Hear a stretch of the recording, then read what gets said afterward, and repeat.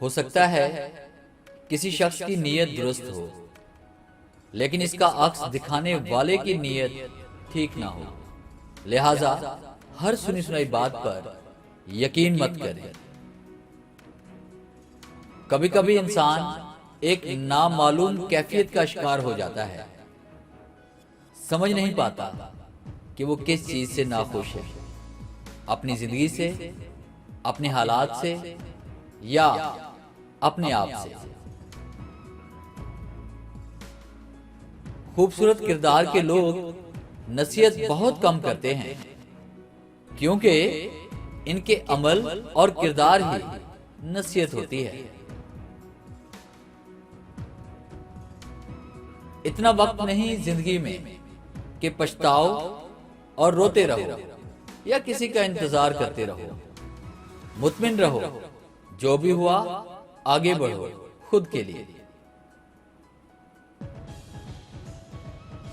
سجدہ چھوٹ جائے تو معافی ممکن ہے، انسانیت دم توڑ گئی تو خدا بھی نہیں ملے گا۔ انتظار کرنے کی صلاحیت کو صبر نہیں کہا جاتا، بلکہ دوران انتظار اپنے آپ کو سنبھالے رکھنے کی طاقت صبر کہلاتی ہے۔ کم ظرف لوگ سوچتے ہیں کہ جب وہ ہمیں توڑتے ہیں تو ہمیں تباہ کر دیتے ہیں، لیکن ہم جو اس توڑ پھوڑ سے جو تخلیق کرتے ہیں وہ سوچ بھی نہیں سکتے۔ وقت کے سمجھانے کا طریقہ سخت اور تلخ ہوتا ہے، مگر اس کی سمجھائی بات ساری عمر کے لیے سمجھ میں آ جاتی ہے۔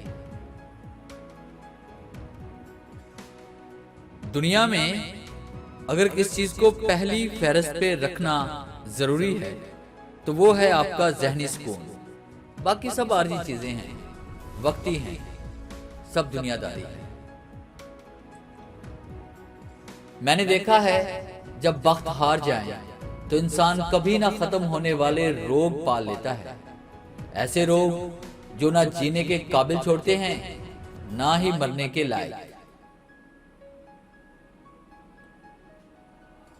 محبت مرضی سے نہیں ہوتی، یہ نصیب میں لکھی ہوتی ہے، کسی کے لیے رزق کی طرح تو کسی کے لیے روگ کی طرح اس کو لکھ دیا جاتا ہے۔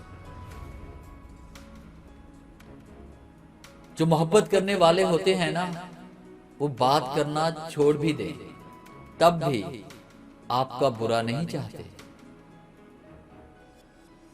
ہماری زندگی میں شامل ہونے والے شخص میں اتنی ہمت تو ہونی چاہیے کہ وہ جا کر ہمیں جیت لائے۔